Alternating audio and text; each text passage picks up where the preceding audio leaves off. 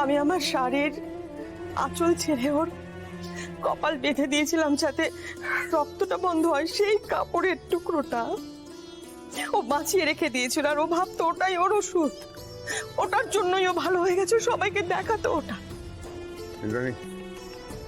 আমি বুঝতে পারছি যে তোমার মনের মধ্যে কি হচ্ছে, কিন্তু মনকে একটু শান্ত করো। দেখো সবকিছু তো তোমাকেই আগলাতে হবে। না না না রাজ, আমি আর আগলাতে পারবো না রাজ, আর আগলাতে পারবো না। কি আগলাবো বলো তো, কি আগলাবো? যে আয়ুষকে আমি এতটা বিশ্বাস করতাম, সেই আয়ুষ আজ আমাকে এত বড় একটা কথা আড়াল করে গেল, এত বড় একটা মিথ্যে বললো। ওর এই একটা কথায় আমার গোটা পৃথিবী ভেঙে চুরে গেছে রাজ।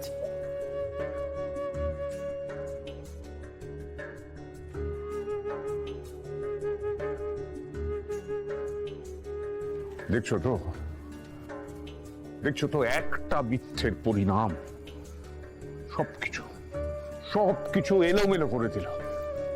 আর এই একটা মিথ্যে প্রমাণ করে দিল যে আয়ুষের জীবনে আমার কোনো মূল্য নেই। মা, এসব তুমি কি বলছো? মা নয়, মা নয়, আমি তোমার কাছ থেকে মা ডাকটা শুনতে চাই না। তোমার কাছ থেকে মা ডাক শোনার আগে আমার মরে যাওয়া ভালো।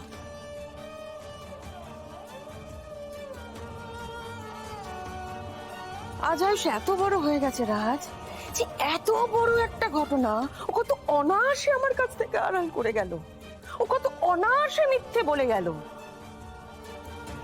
কি জানি এর আগে আরো কত কিছু আড়াল করেছে, আরো কত মিথ্যে বলেছে, ভগবান জানে। দিদি, যদি এই বাড়ির অন্য কেউ এরকম একটা অন্যায় করতো, এরকম একটা মিথ্যে বলতো, তাকে তুমি কি শাস্তি দিতে গো?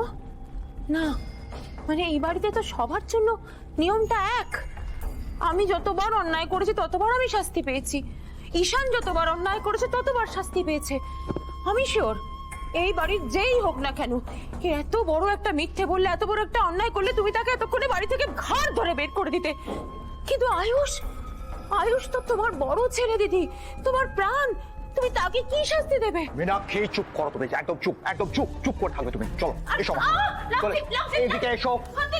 ন্যাকামো করো না মীনাক্ষী, না হলে কিন্তু আমি, না হলে কি? না হলে আমি তোমাকে বাড়ি থেকে বের করে দেবো। কি?